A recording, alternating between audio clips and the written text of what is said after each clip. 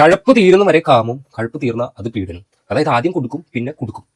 Trending േതിരെ നിലവിൽ നേരത്തെ തന്നെ മീറ്റു ആരോപണങ്ങളും ഇതുപോലെ സ്ത്രീകളുടെ എതിരായ പരാതികളും ഒക്കെ വന്നിരുന്നു. അതിൽ ഇപ്പോൾ ഒരു ബലാത്സംഗ കേസായിട്ട് രജിസ്റ്റർ ചെയ്യുന്നത് ഇന്നലെയാണ്. കൊച്ചി തൃക്കാക്കര പോലീസ് സ്റ്റേഷനിലാണ് ഞങ്ങൾ ഉള്ളത്. ഇവിടെയാണ് ഇന്നലെ രാത്രി എഫ്ഐആർ രജിസ്റ്റർ ചെയ്തിരിക്കുന്നത്.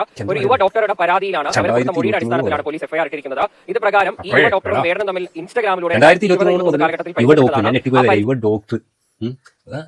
പീഡിപ്പിച്ച് ഓടിയായിരുന്നു 2023 മുതൽ 25 ഇപ്പൊ 2 വർഷമായിട്ട് 2-3 വർഷമാണ് തീരാറായല്ലോ. 3ാമത്തെ വർഷത്തിലാണ് ബോധ്യം വന്നത് ആ ഡോക്ടറിന് എന്താണ് സംഭവം എന്നുള്ളത്. ഒരു ഡോക്ടർ ഇതിപ്പോ എത്ര പേര് വിശ്വസിക്കണമെന്ന് വെച്ചിട്ടുണ്ടെങ്കിൽ വിവാഹ വാഗ്ദാനം ചിലപ്പോൾ ഒരു പക്ഷേ നൽകിയിട്ടുണ്ടാവാം, അതൊക്കെ സ്വാഭാവികമായിട്ട്. പക്ഷേ എന്നാലും ഇവരെ പരസ്പര സമ്മതത്തോടു കൂടിയല്ലേ ഇതൊക്കെ നടന്നത്.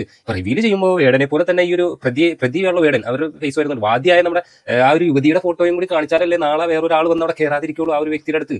കാരണം മറ്റുള്ളവരെ സുരക്ഷ കൂടി നമ്മൾ നോക്കണ്ടേ.